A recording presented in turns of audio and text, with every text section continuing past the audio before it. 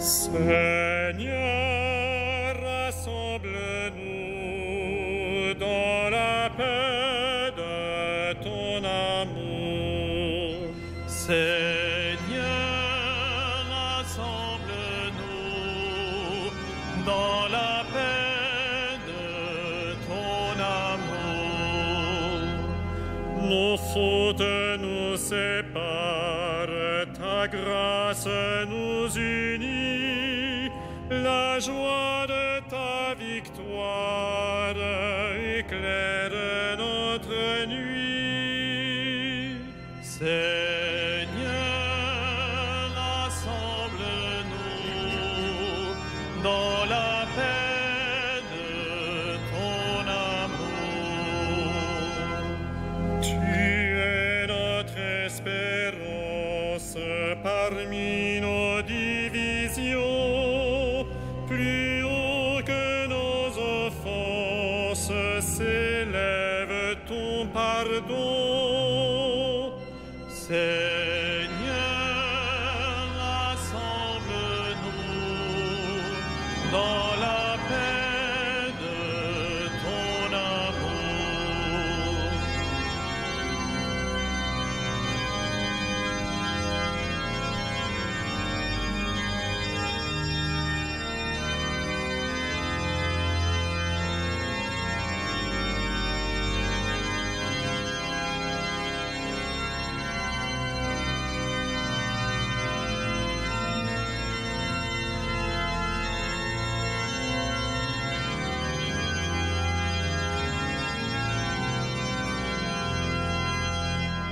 Seigneur, vois la misère des hommes affamés, partage à tous nos frères le pain de l'unité.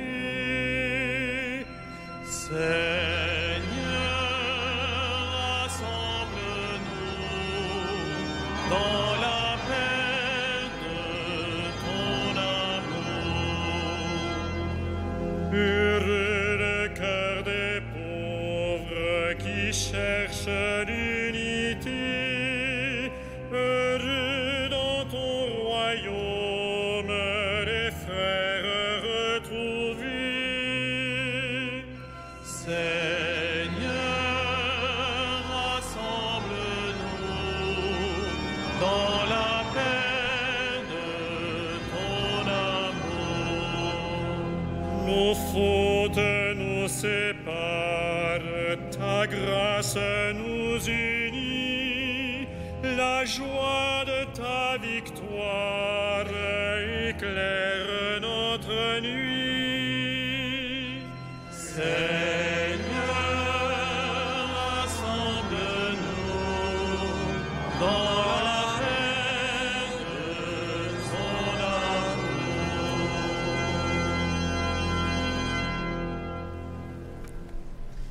Au nom du Père et du Fils et du Saint-Esprit, le Seigneur soit avec vous. Frères et sœurs, le Seigneur nous rassemble ce soir dans cette cathédrale pour célébrer ensemble la liturgie du 6e dimanche du temps ordinaire, en communion avec nos frères qui s'unissent à nous par la chaîne de télévision KTO ou à travers les ondes de Radio Notre-Dame. Nous prierons pour les cardinaux, dont notre cardinal André XXIII, qui sont rassemblés ces jours-ci autour du pape en consistoire. Demanderons au Seigneur que leurs travaux puissent contribuer à la fécondité de la mission de l'Église. Et puis nous penserons aussi aux victimes des attentats qui ont eu lieu au Danemark, en priant pour leurs familles et en demandant la paix. Entrons dans cette célébration en nous reconnaissant pécheurs et en demandant au Seigneur son pardon.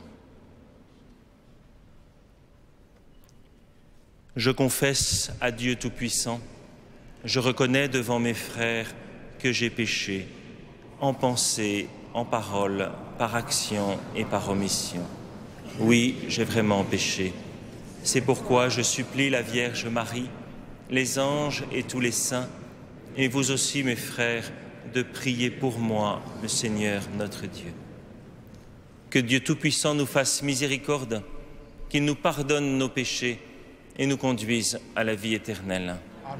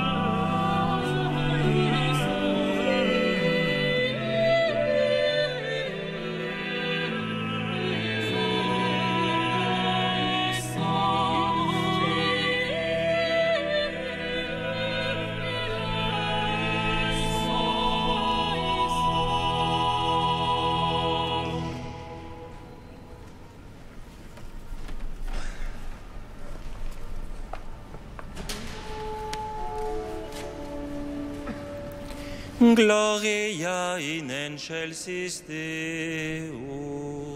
Et in terra pax hominibus bone voluntatis.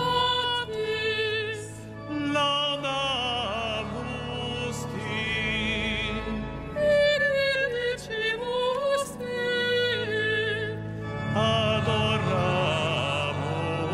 Te. Glorificamus Te. Gratias agimus tibi, propter magnam gloriam Tua.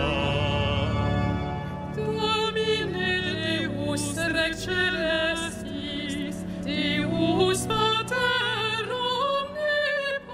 omnipotens, Domine Filii unigenite, Iesu Christe. Domine Deus Agnus Dei, Filius Patris, Qui tollis peccata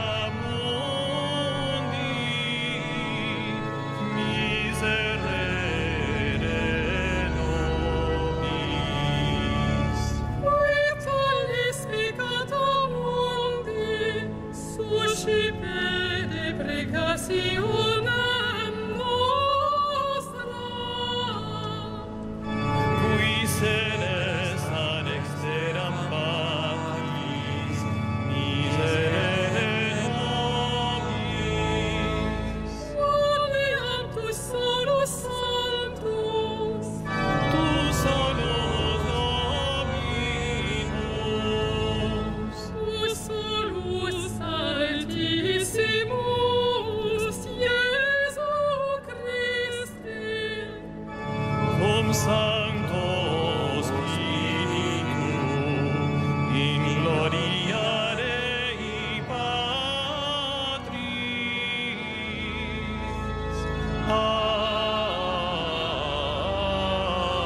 Amen.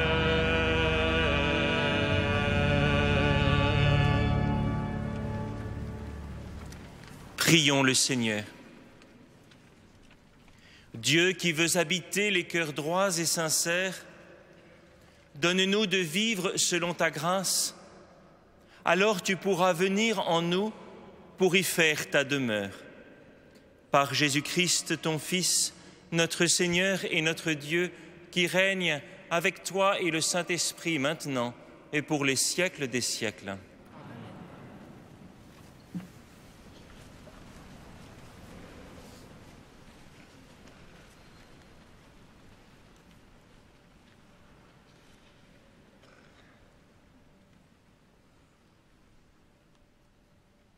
Lecture du livre des Lévites.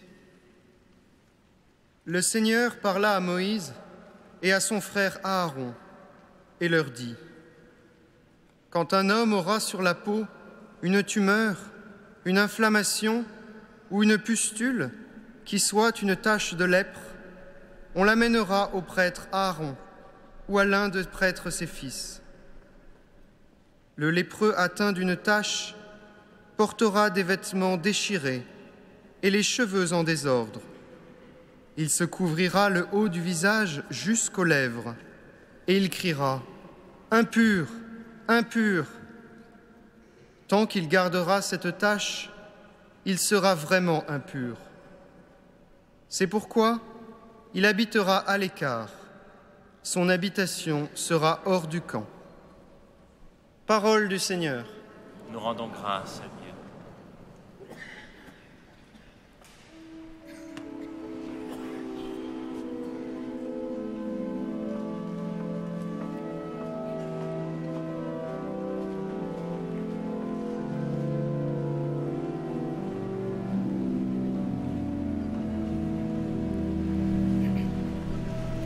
tu es un refuge pour moi, de chants de délivrance, tu m'as entouré.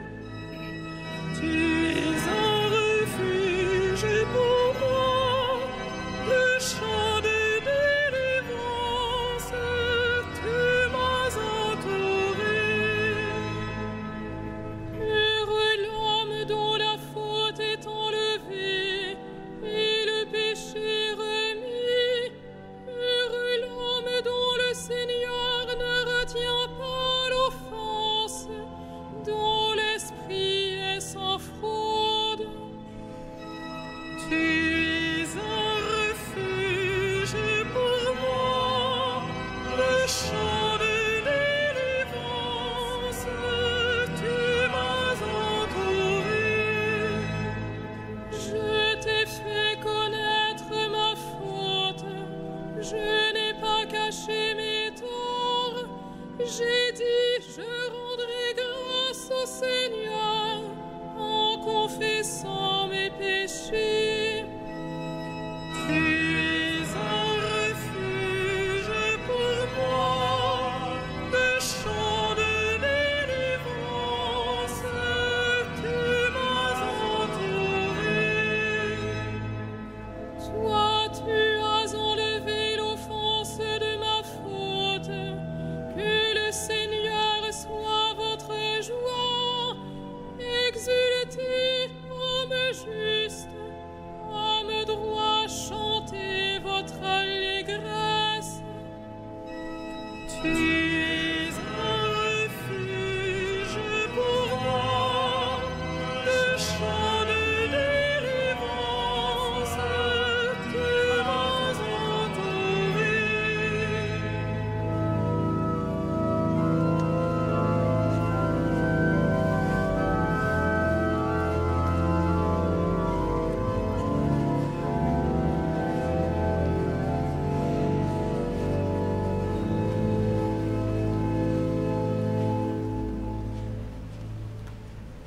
Lecture de la première lettre de saint Paul apôtre aux Corinthiens.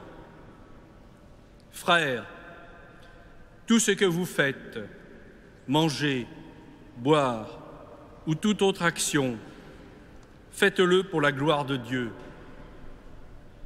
Ne soyez un obstacle pour personne, ni pour les Juifs, ni pour les païens, ni pour l'Église de Dieu. Ainsi, moi-même, en toutes circonstances, je tâche de m'adapter à tout le monde, sans chercher mon intérêt personnel, mais celui de la multitude des hommes pour qu'ils soient sauvés. Imitez-moi, comme moi aussi, j'imite le Christ. Parole du Seigneur. Nous rendons grâce à Dieu.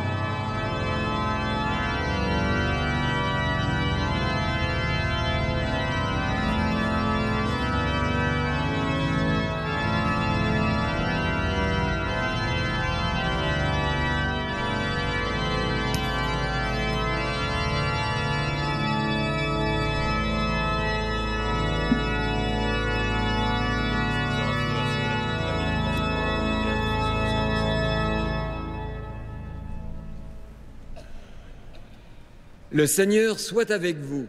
Et avec votre esprit. Évangile de Jésus-Christ selon saint Marc. Gloire à toi, Seigneur.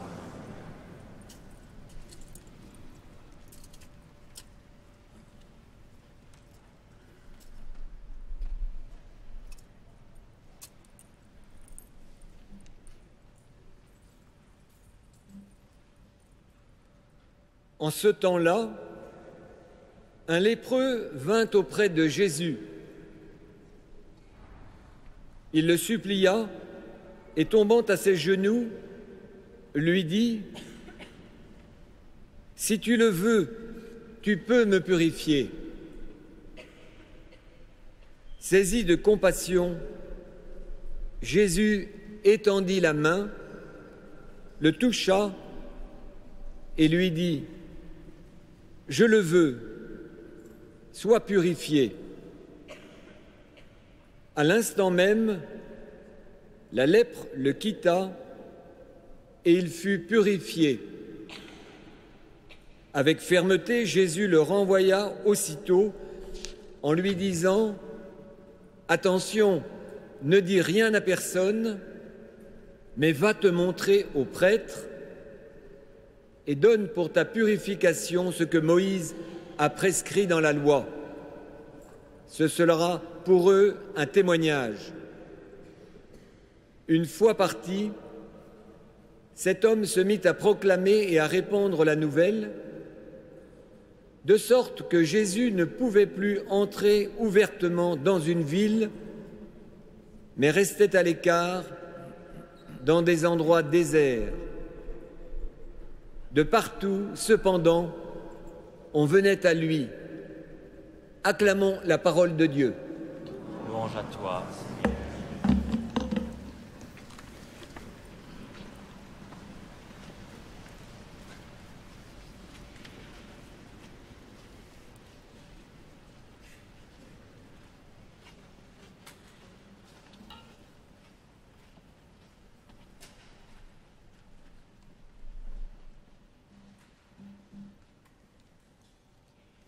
Quelle audace!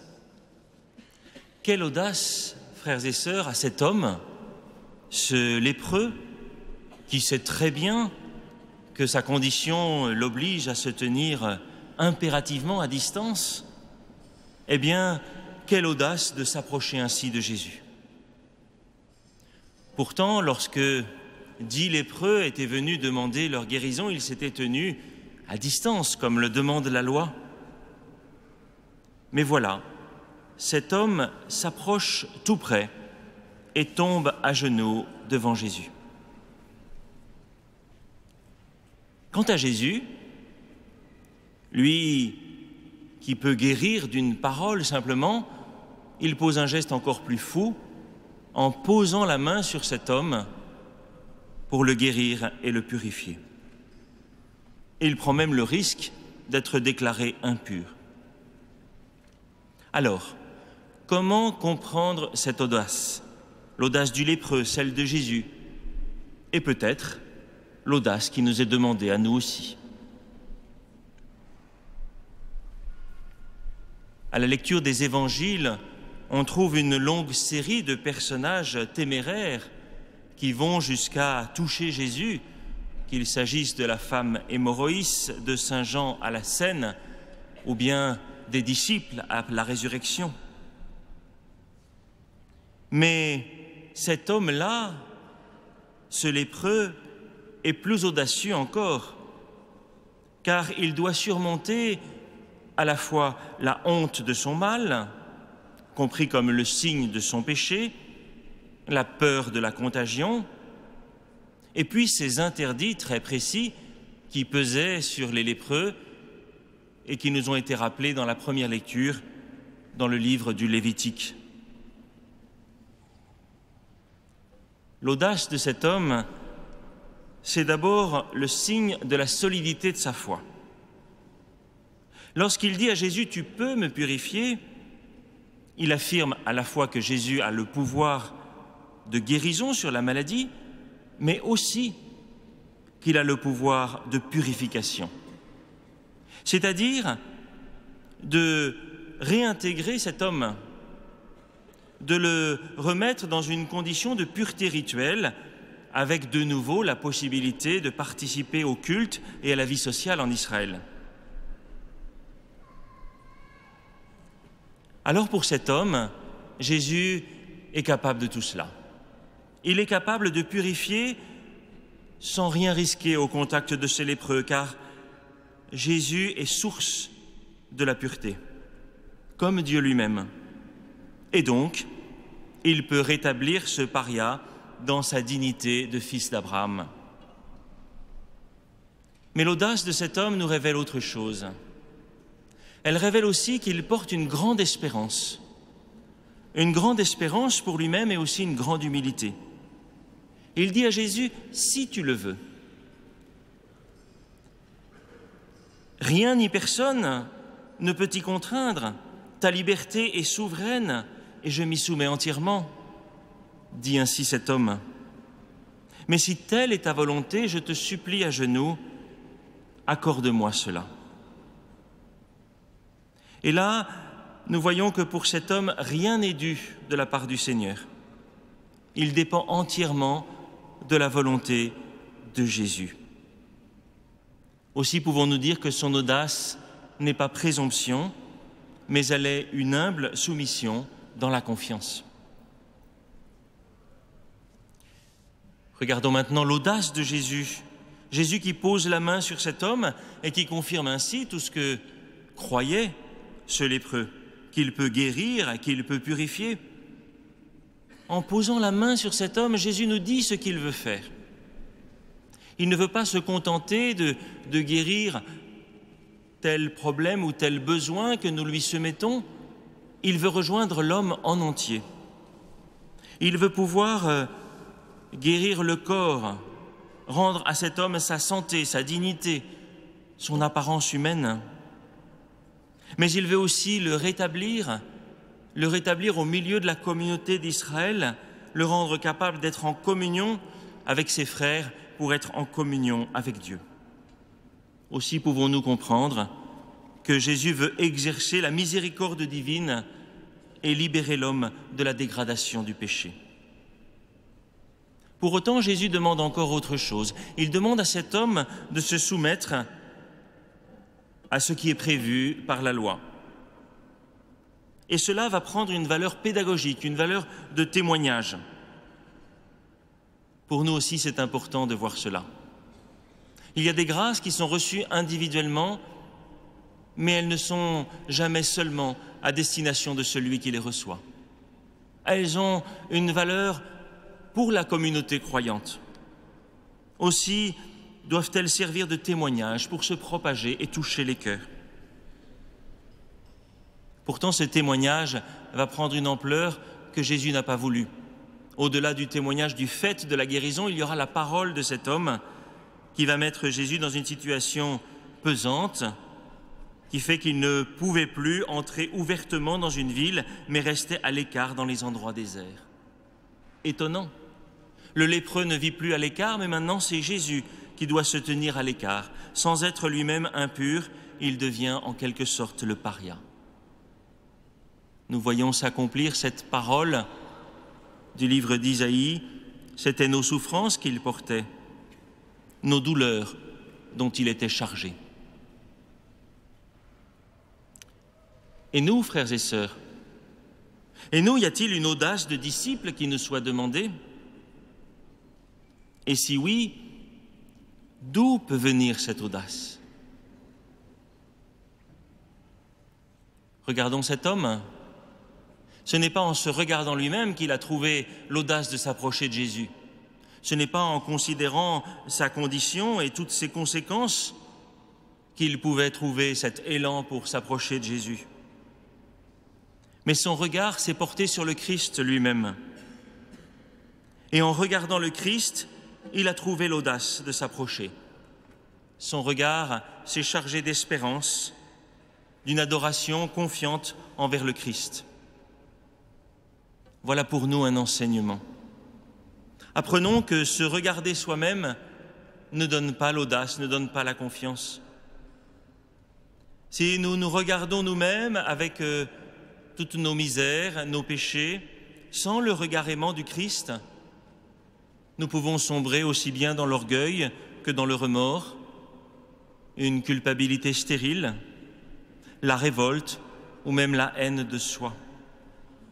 Non, la conscience de son péché, sans l'amour de Dieu, elle écrase. Alors il nous faut suivre l'exemple de cet homme. Passer d'une vision de nos vies un peu fermée sur nous-mêmes à celle qui naît du regard d'amour que le Christ pose sur nous. C'est sous ce regard qu'il nous faut nous placer. Et c'est sous ce regard que nous devons trouver non seulement la confiance, mais l'audace. Tu t'appuies sur toi-même et tu chancelles, dit saint Augustin, rien d'étonnant. Jette-toi hardiment sur lui, n'aie pas peur, il ne se dérobera pas pour te laisser tomber. Jette-toi hardiment, il te recevra, il te guérira. Voilà l'audace du disciple. Nous sommes à quelques jours de l'entrée en carême. Aussi, allons-nous devoir choisir chacun les démarches personnelles que nous accomplirons pour nous aider à retourner vers le Seigneur et ainsi nous préparer à Pâques. N'est-ce pas le moment de nous mettre sous le regard du Christ?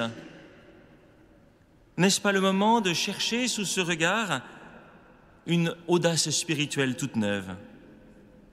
Oui, il y a nos lèpres intérieures, elles sont là, nous les connaissons, mais peut-être qu'elles nous paraissent difficiles à regarder, inavouables pour les livrer dans la confession, ou trop laides pour nous approcher avec elles du Seigneur de gloire.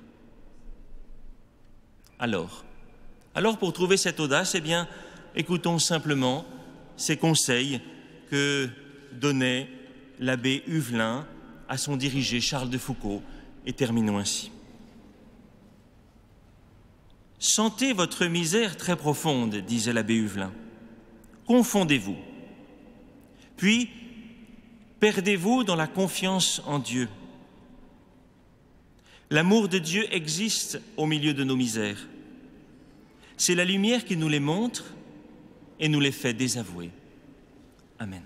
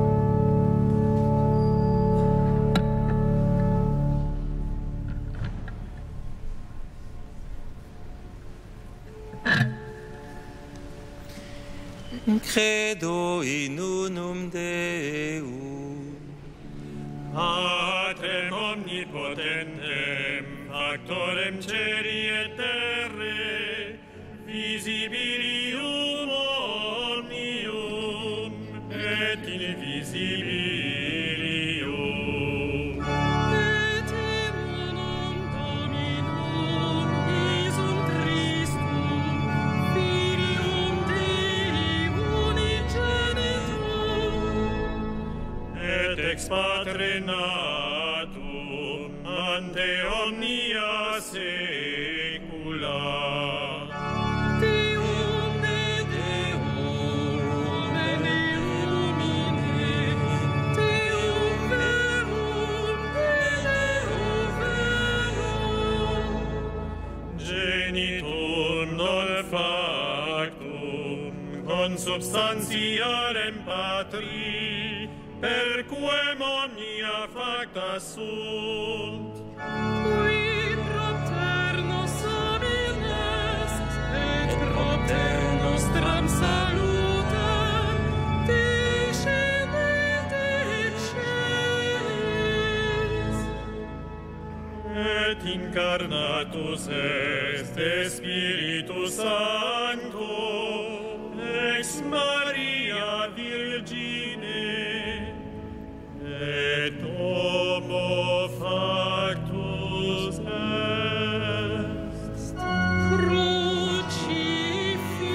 Crucifixus ixiam pro nobis, sub Pontium Pilato, passus et sepulcrus est.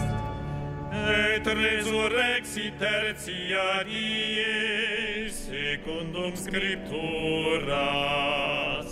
Et ascendit in caelum, sidet ad dexteram Patris. Et iterum venturus est cum gloria judicare vivos et mortuos, cuius regni non erit finis. Et in Spiritum Sanctum Dominum, et vivificantem, qui ex Patre Filioque procedi. Qui cum Padre et Filio simul adoratur, et conglorificatur, qui locutus est per prophetas. Et unam sanctam catholicam, et apostolicam ecclesiam, Confiteorum baptisma in remissionem peccatorum.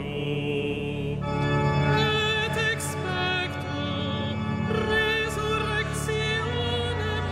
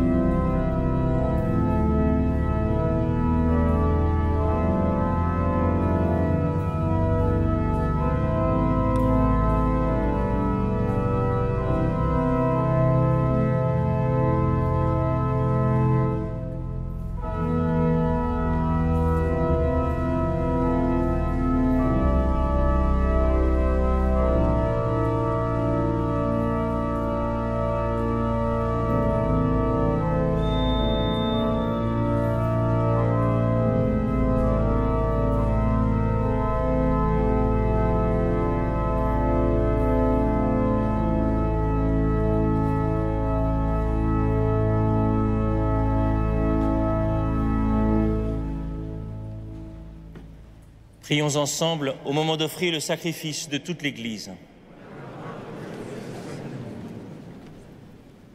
Que cette Eucharistie, Seigneur notre Dieu, nous purifie et nous renouvelle. Qu'elle donne à ceux qui font ta volonté le bonheur que tu leur as promis. Par Jésus, le Christ, notre Seigneur.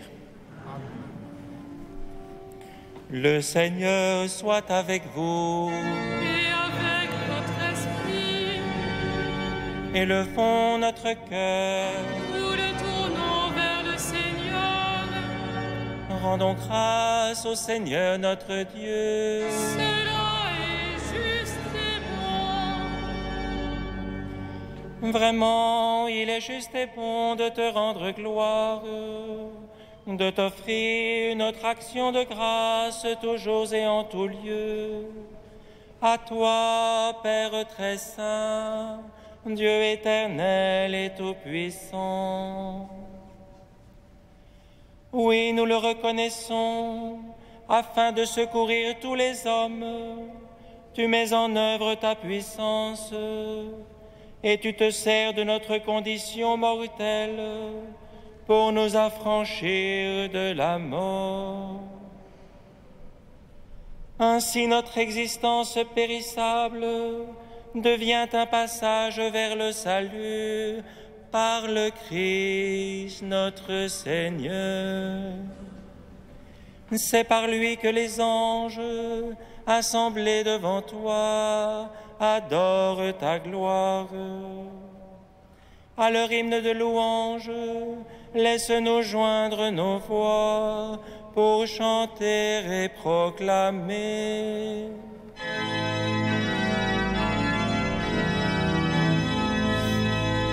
Saint, Saint, Saint, le Seigneur, Dieu de l'univers, le ciel et la terre sont remplis de ta gloire.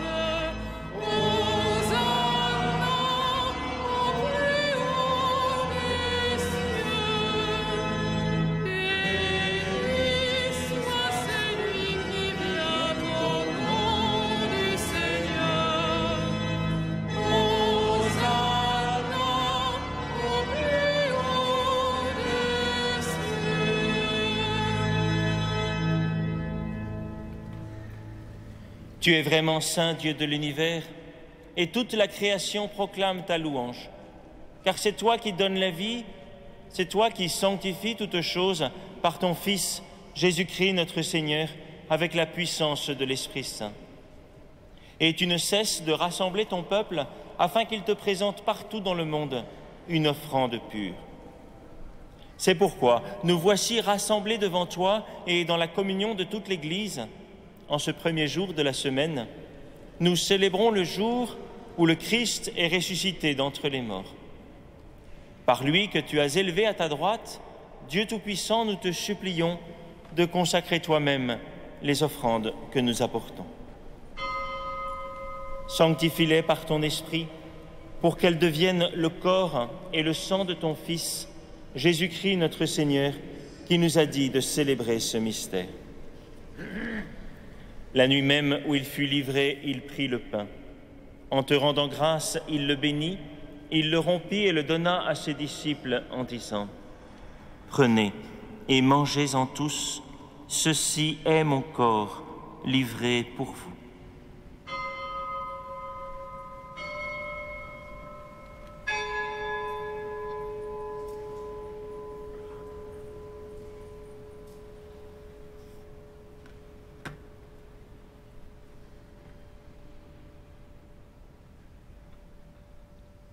De même, à la fin du repas, il prit la coupe.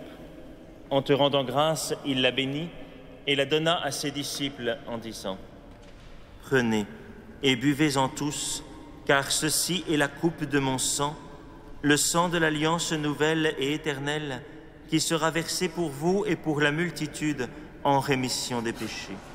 Vous ferez cela en mémoire de moi. »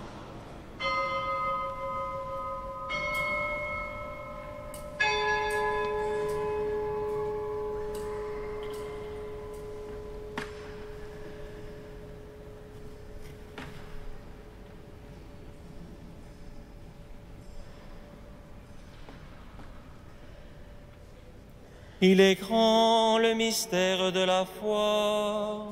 Nous proclamons ta mort, Seigneur Jésus. Nous célébrons ta résurrection.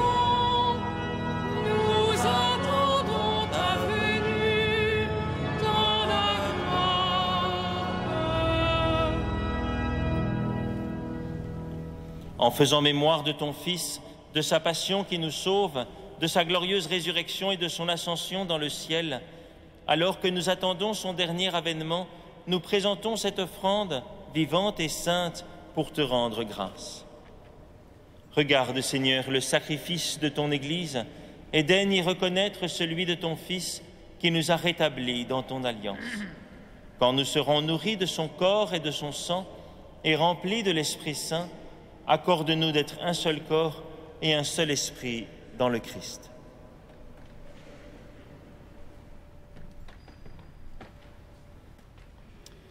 Que l'Esprit Saint fasse de nous une éternelle offrande à ta gloire, pour que nous obtenions un jour les biens du monde à venir, auprès de la Vierge Marie, la bienheureuse Mère de Dieu, Saint Joseph, son époux, avec les apôtres, les martyrs, Saint Denis, tous les saints qui ne cessent d'intercéder pour nous. Et maintenant, nous te supplions, Seigneur, par le sacrifice qui nous réconcilie avec toi, étends au monde entier le salut et la paix. Affermis la foi et la charité de ton Église au long de son chemin sur la terre. Veille sur ton serviteur, le pape François, notre évêque André, ses auxiliaires, l'ensemble des évêques, les prêtres, les diacres, tout le peuple des rachetés. Écoute les prières de ta famille assemblée devant toi et ramène à toi, Père très aimant, tous tes enfants dispersés.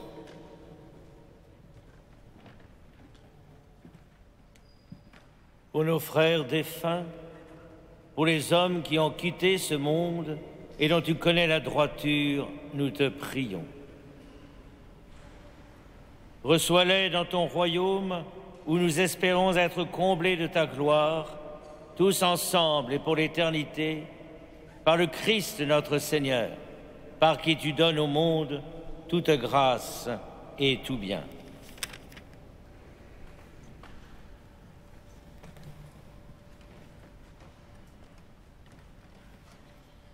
Par lui, avec lui et en lui, à toi, Dieu le Père Tout-Puissant, dans l'unité du Saint-Esprit, tout honneur et toute gloire pour les siècles des siècles.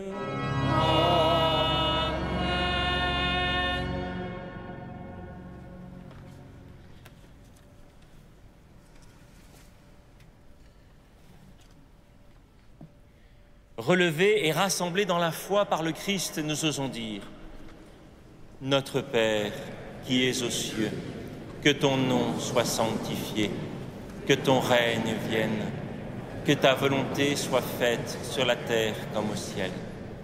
Donne-nous aujourd'hui notre pain de ce jour. Pardonne-nous nos offenses, comme nous pardonnons aussi à ceux qui nous ont offensés.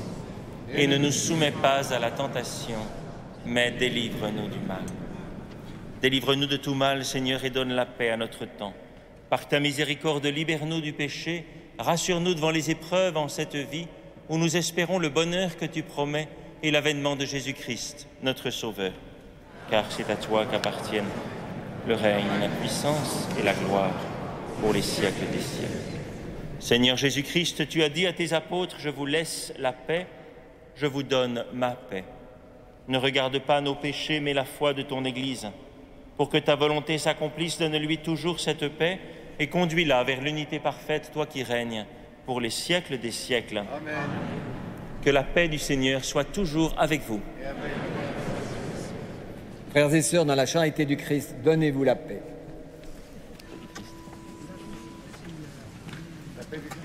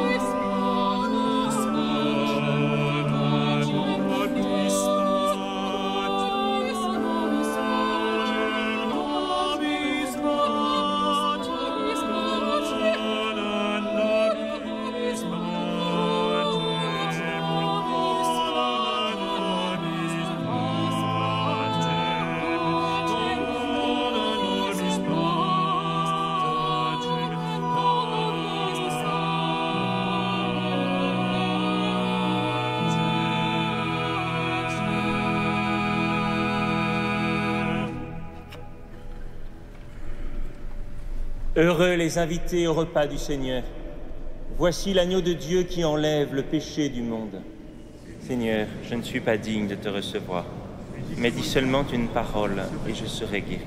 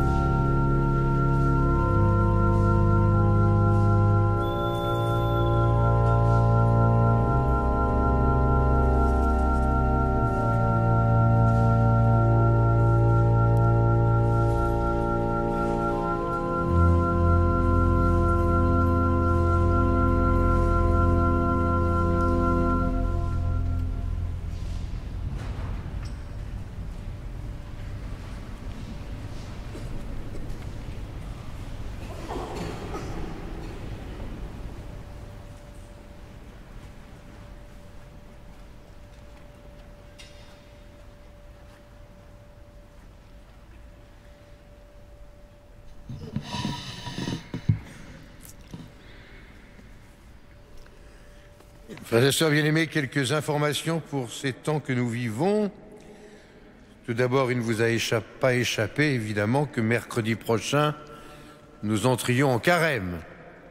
C'est le mercredi des cendres, jeûne et abstinence. Et cette entrée en carême à la cathédrale se fera de manière suivante. Il y aura des messes à 8h, 9h, midi, 18h30 et 20h30. Imposition des cendres à toutes les messes. Et bien sûr, à 17h45, il y aura les vêpres. N'allez pas dire que la cathédrale est un musée où il n'y a pas de culte. Par ailleurs, puisque nous parlons du carême, vous avez sur votre feuille le programme des conférences de carême 2015, dont le thème général est la vie consacrée. Donc chaque dimanche à partir du 22 février et jusqu'au 29 mars y compris, dimanche des Rameaux, des conférences ont lieu à 16h30. Vous avez là sur votre feuille et sur le site également, bien sûr, le nom des intervenants ou intervenantes, consacrés ou consacrés ES, et puis le thème particulier de chaque dimanche. Sachez qu'après ces conférences, un temps d'adoration et de prière, généralement animé par l'archevêque, a lieu entre 17h15 et 17h40, puis les vêpres à 17h45 et la messe du soir à 18h30. Tout cela est retransmis sur France Culture, KTO, Radio Notre-Dame.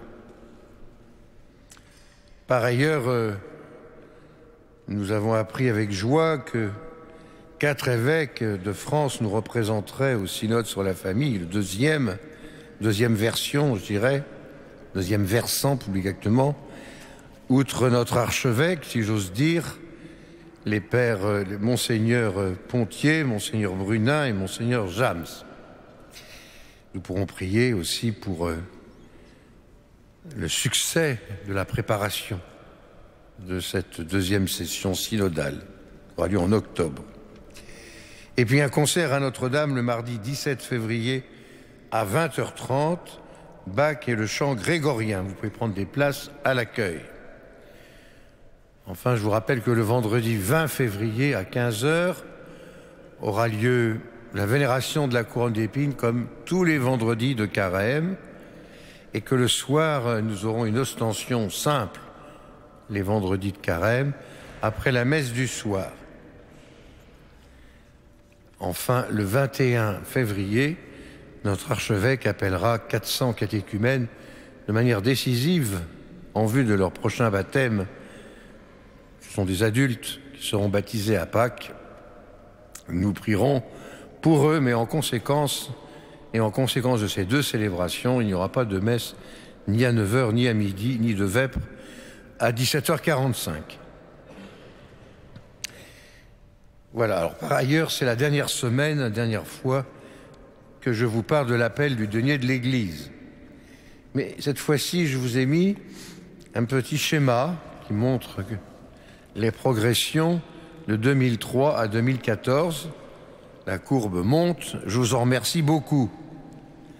Mais ce que je note, c'est que nous avons atteint le nombre de donateurs de 465.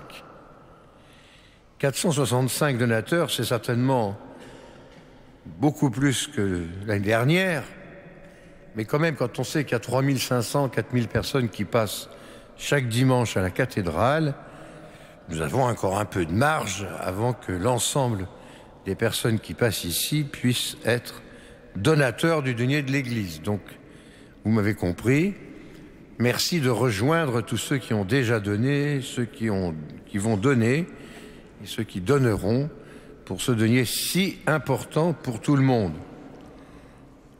Et d'ailleurs, vous pourrez voir que dans les petits pourcentages qu'il y a en bas de l'autre feuille, il y a les emplois, et par exemple, la solidarité missionnaire est à 2%.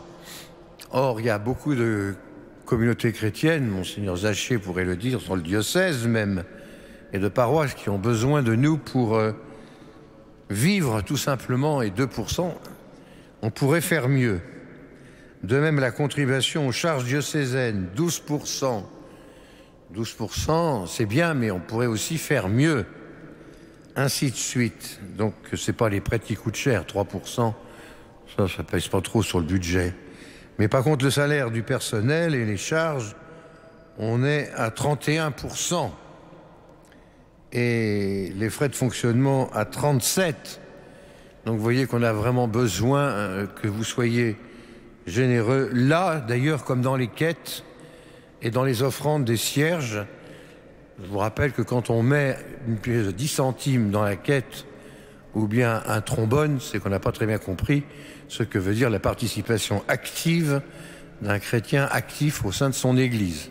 Bon, donc normalement ces choses-là devraient se régler avec davantage encore de gens qui mettent 5 €, parce que je pense que si on veut être sérieux, il faut passer par quand même des images un peu précises.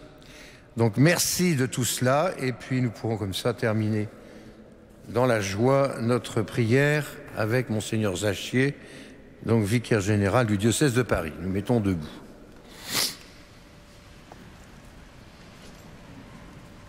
Ensemble, rendons grâce au Seigneur. Tu nous as donné, Seigneur, de goûter aux joies du ciel. Fais que nous ayons toujours soif des sources de la vraie vie, par Jésus, le Christ, notre Seigneur. Le Seigneur soit avec vous. Et avec votre esprit. Et que Dieu Tout-Puissant vous bénisse, le Père, le Fils et le Saint-Esprit. Allez dans la paix du Christ.